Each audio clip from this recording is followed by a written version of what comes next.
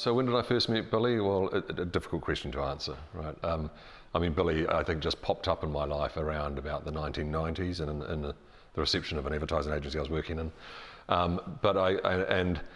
And for some reason, I sort of recall being in and around. I was a good friend with one of his friends in the motor racing circuit, and we spent a bit of time watching and seeing Billy in his life as a motor racer. But my main connection with Billy really started, I'm thinking probably about 10 or 11 years ago with an apple project with Enza. So trying to find an apple that could be named Billy Apple. This thought that is around with Billy of taking, the art gallery back into the supermarket, which is a reflection of his thing in the 60s from taking the supermarket into the art gallery.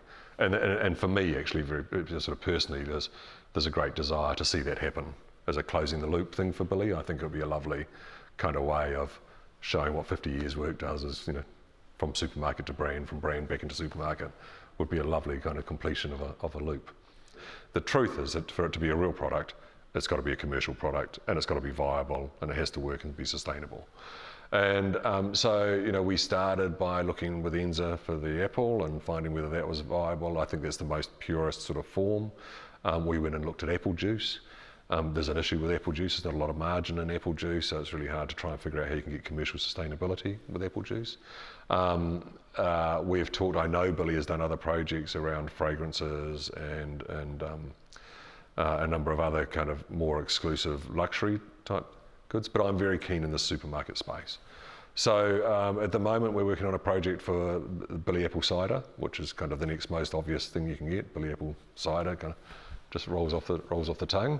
And we have a product that we're going to produce and we're going to launch. It's a beautiful looking product. It's very simplistic. It's obvious what it is. The product that we've got to go into the can is really, really well made. We've made the product to all the golden ratio formula and stuff, so it's fulfilling all the criteria that Billy has in the way that he does his work. So it's a really exciting thing, and it will be, as I say, a bit of a dream to say, we helped Billy get his product into the supermarket after having taken supermarket product into the gallery. So there's something really interesting in finding the right product. And I think the product has to be a reflection of the story as well. So, and I think that when obviously there is a literal interpretation, an apple-based product, apple-type products. But I think there is also a more sort of spiritually aligned idea to balance in nature and form that allows you to go and explore a whole lot of other areas as well. And I think the more integrated the story with the Billy Apple and the way he's developed his story and things with the product itself becomes really interesting. So with the cider, for example, we were very keen to ensure that we make the cider within the proportions of the golden ratio, because it just adds a deeper layer to the story and makes things more interesting, more engaging. When you look at doing how would you approach a campaign for Billy, you've got to be aware of what your objective is. And clearly, the goal is to get more people into the gallery to see the work, because that's what it's there for, right? One of the most interesting things about Billy, and one of the things that people will get most out of the show, is the degree and the depth and the consistency and the effort and the lifetime, and in fact the living that Billy's put into his work. This isn't something that Billy does when he goes into a studio. This is something that Billy does when he wakes up in the morning. He does in everything he does through all his transactions and all this. So very much, Billy is the art, if you like, I guess is the thing that everyone talks about. And so how do you drive it? Well, there's no story that you can tell that's going to do that justice.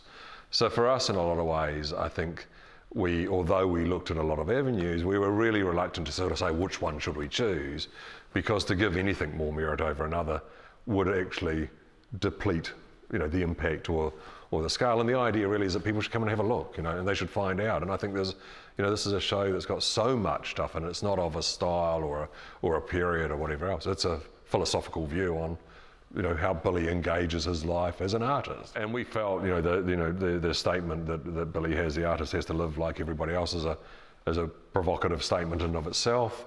It's interesting when you see scaled billboards with, this kind of statement on it. Sort of raises all sorts of debate and questions and things.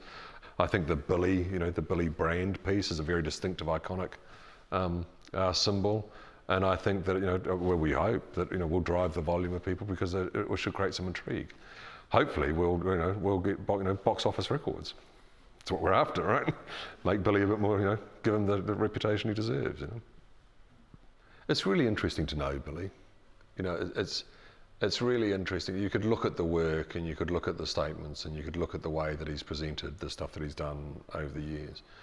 But it's really insightful and really inspirational to kind of get to talk to him about the way he does his stuff and his views. But I tell you what I love most is I think he's a real character. He's a real hard shot. He's cheeky, he's provocative, he's edgy. He might not come across that way all the time and in terms of the way you see him, but he's a really character, good guy, right?